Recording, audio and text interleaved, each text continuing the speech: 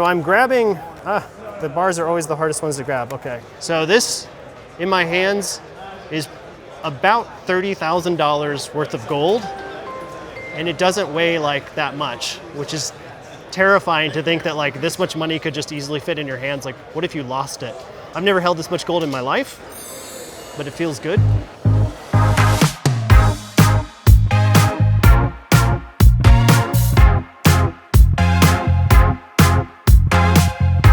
This is the local Las Vegas coin show, and I go there because I love to watch the multitude of different people, from people working on razor-thin profit margins trying to sell every scrap of metal that they have, to people trying to show off their art, and others that just seem to want to educate people. It's great people watching, and you can get some interesting insights into how people view the economy and collectibles. So we're here today, again, at the coin show in Las Vegas. Everyone seemed to like the last one, so I decided to come back. So we'll see what's going on. Samantha, I see you're holding a 1,000-ounce bar of silver. What does that feel like? It's very heavy, and I say this is lighter than the weights at the gym. So it's pretty easy to hold with one hand. Gosh, wow, that is incredible. Yeah, like thankfully you don't have to carry that around in your backpack for school, right? I say my backpack's heavier than this. Oh, really? Well, we need to not do that to children anymore. Could I hold it? Let's see how heavy that is. Whoa! Oh my God, I need your help. That is actually a ton of weight right there. Well, there you have it. That is 100 ounces of silver. So that's about $2,500 she's holding right there. Like the college education fund right there. 2023 has been an insane year for precious metals, with silver going all over the place and affecting the premiums on coins, to gold that spiked up to $2,044 on May 4th. When I got to the show, gold was sitting around $1,914. And one thing I always like to do is get a little bit of a feel for what people think it's gonna do. Gold price by the end of the year. By the end of this year, I see some fluctuation back and forth.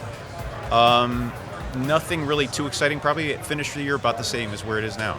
Yeah, because it got exciting this year, and then it just kind of fell down again. 2085, 2125, somewhere in that range. I think gold's going to go up by the end of the year just because of things going on in the world geopolitically. I think it's probably going to be close to like 2,300. I'm very bullish on gold. I've been bullish on gold all my life, and right now I consider it an absolute bargain. I really don't expect a lot of change, subject to some significant international event. People tend to get all excited by it when it's high, and then when it goes back down, they kind of get stuck with it. So I would do the old-fashioned buy low, sell high.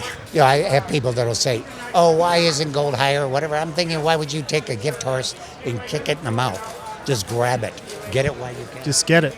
End of the year, I think it's probably going to be close to like 2,300. Either by next year, whenever the economy finally they realize that it's going down, I think it's going to hit around 2,500. It did the exact same thing. You see, we've been through it for 30 years. 2008, it was $700. By the end of the year, it was $1,000. It jumped 30%. I expect the same jump because of inflation, all that never caught up to gold. Because gold is becoming so prohibitively expensive, I noticed there were a lot of alternatives at the show, including this giant copper ingot, which was really fun to hold. A ton of copper right there. Ugh. So you said this would, how much would this go for at the show? 75-ish? 75 cents an ounce. So this is a 100-ounce bar of copper. It's extremely heavy. It's 100 ounces here, and you can see the air bubbles on the back. And like my arm is like literally getting tired holding this. Like I'm starting to sweat because I am weak. But this is what it looks like. It would make an excellent paperweight. And yeah, there's nothing more strangely satisfying than holding a lot of metal in your hands. And just look at the surface on that. It's just wavy. Ugh. The thing about platinum is it just looks like silver. You would never know until you pick it up and you're like, this is a lot more heavy. I've never held 10 ounces of platinum before, but this is actually heavier than gold. So like gold would actually be a little bit bigger than this. On the back, you can see it's got the JM for Johnson Matthey. Silver or gold, what do you think is currently the better buy? Silver. It'll always grow more. Like you'll earn more on it. All you need is a dollar increase and your percentage is exponentially bigger than if gold increases by $1. Oh, silver's definitely the better buy. Yeah. I think gold is still the better buy. I mean, overall, I think you're going to get more bang for your buck. Silver will have its days where it'll be pretty strong, but overall gold. Gold is beautiful, it's gorgeous, but silver's the play. And I'll tell you why. The historic high for gold is here. We're actually right about here right now. The historic high for silver is here. We're actually right about less than half of that. So, and that's at $1980. So to me, silver is at bargain basement prices. I'm a gold believer. Silver is more volatile, and that means that if you trade it, you might get big swings, and if you're a good trader, it's possible you could make profits, but gold is the blue chip ultimately. I like silver right now. History's proven it can double where it's at. And gold's never doubled where we're at right now. It's never been $4,000, but silver's been 50. So if we're talking percentages and winnings, silver. Regardless of the return you might expect on gold or silver, there's no doubt that humans have been fascinated with it ever since they brought it up out of the ground. Or wherever it comes from. Wow, so what are we... I just got to touch it. Isn't that beautiful? So these are all money clips. Yes. When I play poker, I bring those out. This one is old. This one I had made because it's got my name on it. But this is part of my trademark, you know, the paladin, the chess piece. Yeah. Because that's what they do with me in life. They move me around like a knight. In L shapes. What is, that's just a... That's from the old Sands Casino. That's a real casino chip. And the only way you could get that chip is if you were a pit boss at the Sands. What would you call what you're wearing today? Well, this is a three-piece houndstooth. This is called a houndstooth. I designed the suit. Generally, houndstooth are for blazers, but I wanted the whole suit made with a houndstooth. And we used every scrap of material to make the suit. Well, that is quite amazing, and I love the details you've got on it and stuff. Well, we've been a dealer for GoldBacks now for, I would say, going on maybe 2 years. The low-end collector that wants gold at a smaller price point. Of course, they have every denomination, so if you feel like you need a little bit more money in it, you know, this is their largest size. This is 1/20th of an ounce of gold. It kind of feels like plastic a little bit. Even the backside is beautiful on it. Like, yeah, they definitely take their time to them. So is this, but it's not like a government thing necessarily. It's a private mint, I guess. It's privately minted, but they are state governed to it. Okay. And how much do these go for? $4. Basically, I've hurt my knee and needed something to do and picked up a Dremel, started carving things, never knew I could do it. And it kind of slowly evolved to where we're at now. And I personally kind of developed my following and name from my ability to do the hand finish. So the hand detailed carving and things like that is, I'm not relying on investment casting. You go through, you clean off any of the major flashing, and then go through and hand detail every little bit. Like on that, every joint, every segment, I've gone back through with the Dremel, redone. Then we had stones put in by another buddy of ours on the East Coast who's in the groups. His name's Mike Gentry with Mag Metals. This one here I carved the mold for, and my buddy Will Zadek helped me cast that one. That's an 18 karat. This one here, actually, I bought off of Northview Products, but another gentleman in our groups named Lauren Kane with Outlaw Coin Creations makes these. It had some garnets in the crown. I just couldn't pass that up, so I bought that. And it supports another artist in our group, right? And this one here was from a friend. His name was Mark Flippins with MKF Metals. And unfortunately, he passed away a few years ago, so he's no longer with us, but things that are of sentiment. One of the interesting things about a coin show is there are so many different avenues that people perceive value in. You're really in a room full of astute observers of details, especially the collectors, where to some who might just see a penny, others see an entire world and history behind it. This penny is $7,250. It's rare, mintage, low mintage, and a beautiful coin and a high grade. Proofs were made for collectors, not to be circulated. They were specifically made to go straight to collectors. They're made with polished dies, so they have a mirror feel to them. And they went straight into a collection. They never got handled. It's graded brown. That's what this designation up here means. But it's got blues and greens and yellows. Proofs were issued in either these little yellow envelopes or cellophane that had sulfur in them, and sulfur tones copper. And like a lot of the old albums that they were put in had sulfur in the paper, and they can get toned just from that as well. How hard is it to find a valuable penny out there in the wild? Like, is that still pretty uncommon, or? Yes, it's very rare to find a penny that has something unique about it that makes it really valuable.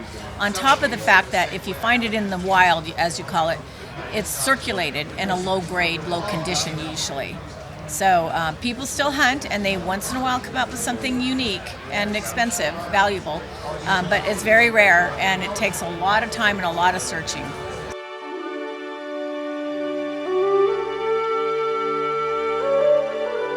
This is Greg Thompson. I'm a numismatic coin dealer and specialist in ancient and medieval coins and the history of money. The very first coins issued in Ireland were issued by Viking settlements on the coast, which is the founding of the city of Dublin. And here is a tiny silver penny, over 1,000 years old. It's kind of crudely made. I don't know if your close-up guy can get in here and get a little light on it. So you'll see on the reverse I'm showing now, there's a cross. So this served two purposes. It's a voided cross, which means it has a line through the center. So now you could use a knife or a chisel and you could divide the coin. And this is a penny, so a half of this would be a half penny, and a quarter would be a fourth of a penny, or a farthing, a farth of a penny. Oh my gosh, that is, I don't think you can even capture that on camera, how... They're very thin. They only weigh about a gram or so. Think about what size a U.S. penny would be if it had to be a penny's worth of silver. It would be like this, a grain of sand. This is actually a fairly valuable coin.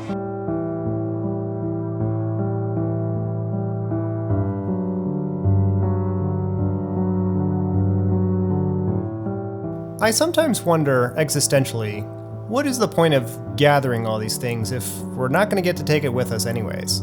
As someone who stacks and collects, I sometimes wonder what exactly is the void that I'm trying to fill. So I asked around to see what other people thought. Gathering all this metal, like, do you ever feel like it's just kind of like maybe pointless at the end of the day, just accumulating all this stuff? Well, you could argue that accumulating anything is pointless. I had an uncle that said, you don't get out of this world alive. So maybe. But every once in a while, you hear people say, I'm going to be, I'm getting older, and what am I going to do with this stuff? What are my kids going to do with it? And I try to avoid that. I don't want to think about it. I don't know. I think if we can keep passing this stuff down and keep growing the industry and keep educating people, no, I definitely see purpose to it. I mean, this stuff is beautiful. And I think beauty speaks in a lot of different ways. So, and coins is definitely a beautiful thing to me, and it speaks to me. So, you're born naked and poor, and you die naked and poor. It doesn't matter how rich you are, right? You don't take it with you. So, yeah, absolutely. But it's a lot of fun for people to collect, and it's a good way to save money, right? A lot of people stash a lot of metals, and then on a rainy day, unfortunately, they need to get that money back, and they can't. So. In a way, you can say that, but honestly, you're building it up for the next generation, like your kids. You want to leave wealth to them. You want to leave something collection. That's kind of what it is. I never wore jewelry. I was never into wearing jewelry. When people would bring jewelry, I would just see it as this is the value in gold or silver that I can get for it. I never really cared for that. So when I see this, it's just money or wealth you can leave for your family. That's really how I look at it. Yeah. And for our business, we don't really hold on to stuff. For us, it's get move. Yeah, we don't get a chance to hold on. Like honestly, if I did, I would do that. I would hold on to silver or gold. But for me, it's better to just buy and try to sell, buy and to make a profit. So I don't get to hold on to the long term, even though I think it's a good investment to hold on. But basically, to answer your question, it's kind of for the next generation. For us, yeah, it's going to be pointless at one point. It's just something left for our kids. It's something to have fun while you're alive. We're born, we have this much time allotted to us, and then we pass. We have a short time on the planet. So I want to live with a robust life. And money, wealth, gold, silver, that gives you power, it gives you options, it gives you all the different options you could have in life. And I'm not opposed to that. I don't think you should worship any of this stuff, but I think you should recognize the value of it. It's much more comfortable to live in a nice home, driving a nice vehicle, than it is somewhere under a bridge, and this will get you there. And I think Richard Simmons had a good quote about this. He said, "Don't collect things, collect memories." I think that's very astute. I think it's very astute. But without the tangibles, and these are the top of the food chain of tangibles, without these, in my opinion, you're going nowhere. Why would you acquire a bunch of fiat money that is losing value every day? The more they print it, once again, I love the Confederate money. It's worthless unless you're someone like me that appreciates the historic significance or the beautiful artwork or so forth, or the rarity. Now, I know this is a hard question for people to ask, especially at something like a coin show, but I do think there's a lesson we can take away from this incredibly niche video on YouTube, and that is that the great things in life are not the big obvious ones. They're the little things that you bother to examine. While that penny you walk by on the dusty street may be nothing to you, to someone who's willing to look thoroughly enough at it, it could contain all the treasures of the entire world. Okay, enough of the sentimental talk. Thanks very much for watching. If you liked this video, please consider subscribing or just leaving a comment. And if you really liked it, consider leaving a super thanks or buying me a coffee on my Linktree. This video cost me about $1,000 to produce. And until I can get on TV and figure out how to do sponsorships maybe a little better, I greatly appreciate any support you can give. And if you made it to the end, my God, how did you watch the entire thing? I'm very impressed. And as a prize, you get a penny star, because now we know that pennies can be valuable based on the lesson of the video. So here is your penny star. All right, so I'm here with John, one of my cameramen. He had to follow me for about 4 hours in the coin show. John, did you learn anything or think anything was cool about the coin show? Invest in silver. You know, gold's for the rich, silver's for the poor, and just through the fluctuation between, I guess, the payout for silver is much greater. So I'd invest in silver. I'm glad you learned something, John. Thanks for helping me film today. All right, Jalen was my B-roll cameraman for today, getting the zoom-ins on a lot of stuff. Jalen, what did you take away from today? Normally, this wouldn't be my type of scene. I would not probably show up to a coin show, but it was cool to actually experience and get like different opinions. Because of course we know like service level stuff about like money and silver and gold, but it was interesting to get like the history behind it and understand like even though gold may seem like the best thing to get, we learned a lot. I learned a lot like silver, good history lesson from a gentleman, and got a little golden. Got a good little gold. Bought some GoldBacks because we thought they were cool looking. Yeah, very gold. Like, what is it? 1/1000th of a piece of gold. But it's still cool that we got something out of it. So this was dope to experience. And yeah, got outside for once. Well, thanks for your help today and getting outside of your comfort zone. So